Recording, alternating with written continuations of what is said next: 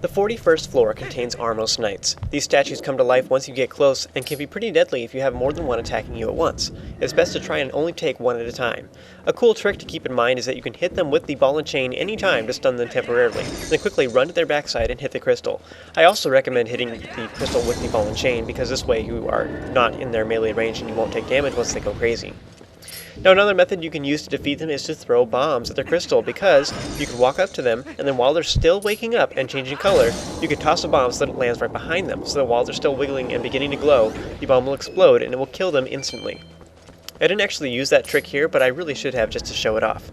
Now the goal is to get to the southern side of the room so that you can attack them from behind. This will allow you to kill all of them before they even have a chance to attack you, so that's pretty cool.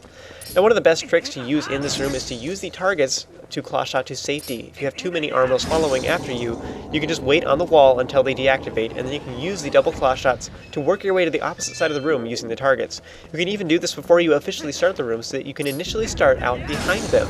I didn't actually learn this cool trick until after I recorded this though, so that's a shame. Now here you can see I quickly stunned the other one before I could run off and cause problems, and then I run around to the side to defeat it real quick.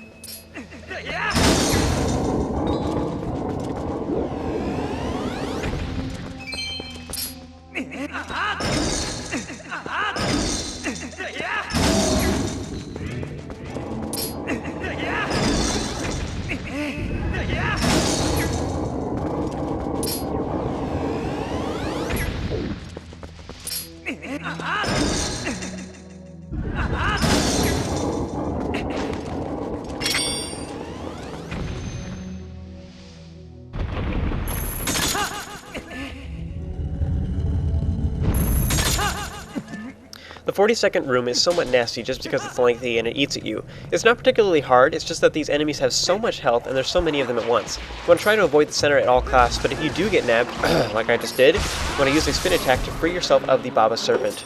Now spin attacks and the Mortal Draw are very effective against these red Bokoblins. One thing you definitely want to avoid is using the ending blow, because if one of them falls down and you press A to use the ending blow on him, then you will get stuck there for a moment using that, and the other red Bokoblins will come over and smack you while you're still doing that animation.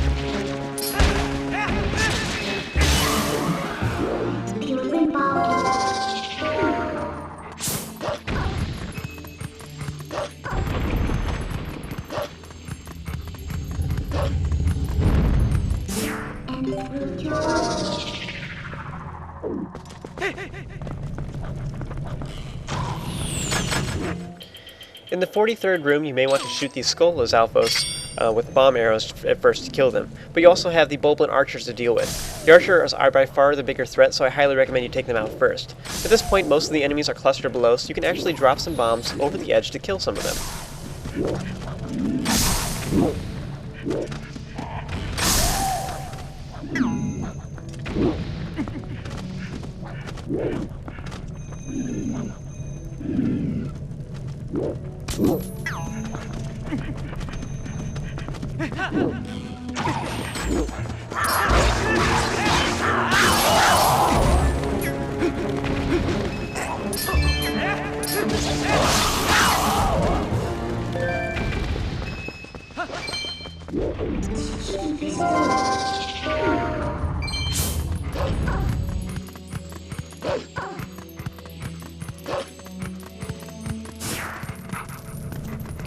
The 44th room contains several Dynalfos. These things are deadly in groups, so let's thin them out, shall we? Before they see you, you can kill them with bomb arrows. You want to shoot one, and then the others will go investigate. Quickly shoot another bomb arrow, and hopefully you'll kill all of them. I think I was a little bit late here, so I still have one left to deal with. It's probably smarter to actually shoot the first bomb arrow somewhere in between them, sort of, so that they all reach the same destination at the same time, and that way you can kill all of them. Now, if you do have some remaining, you'll need to focus on either the Dynalfos or the Impo in the center. Apparently, something to watch out for is that if you do try to jump attack the Impo, then the Dynalfos, if it gets in the way, you'll latch onto him instead. I actually didn't know that, and the Impo attacked me.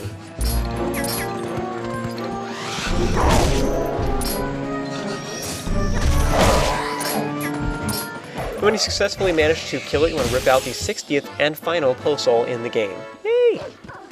Now, a trick I mastered a little further after I recorded this is that you can use to defeat these Dynalfos is to back up. When they're running towards you, they are vulnerable, so you can purposefully back up, and this will lower their defenses, and then you can stab them, and you'll get past their defenses every time. So it's a really cool little trick, and it allows you to kill them very quickly.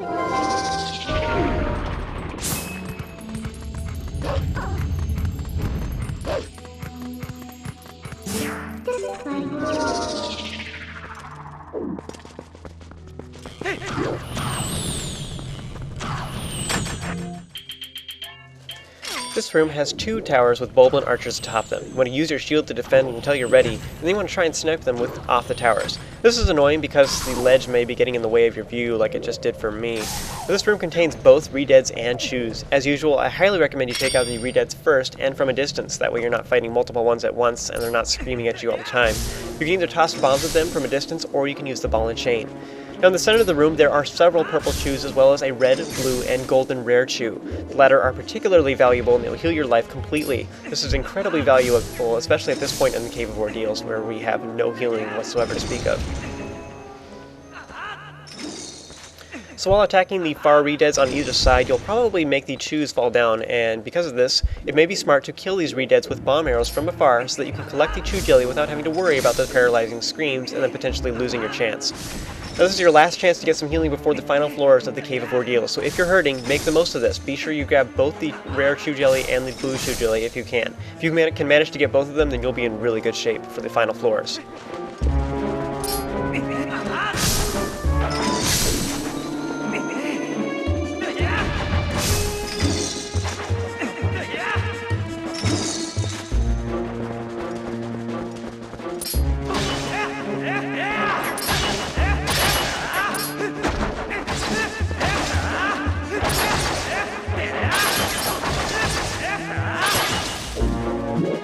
Now before you leave this room, be sure you dig up the 3 recovery hearts in here. This is the last ones you're going to find in here as well, so make sure that you grab these.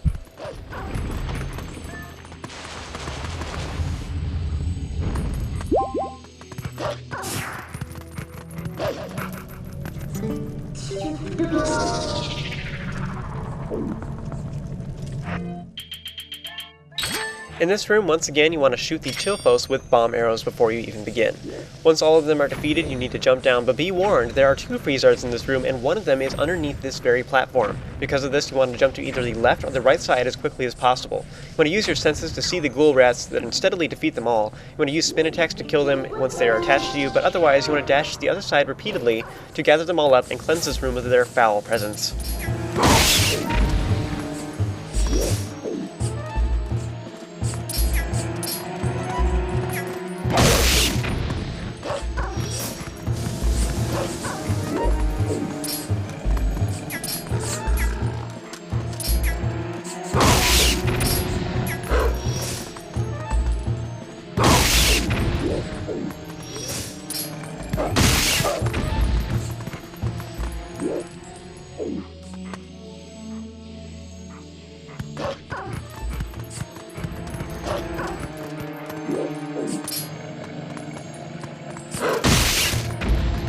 Once they're all taken care of, you want to go ahead and finish off the 2 Freezards in this room, as usual.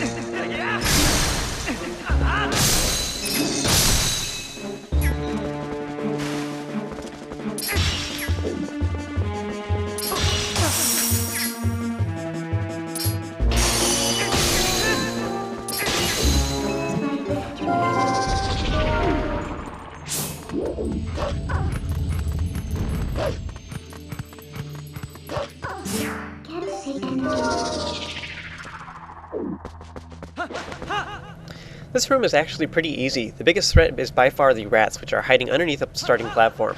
I recommend you gather up the enemies and then make this a little bit easier to handle, then quickly turn around and face the rats. Be prepared to use your shield to defend against their attacks and then strike. That's it for this room, and there's only 2 more left before we reach the end. Because of how lengthy and in-depth those next 2 rooms are, I actually have them separated into another video. So join me for the next video and I will show you the last few rooms of the Cave of Ordeals.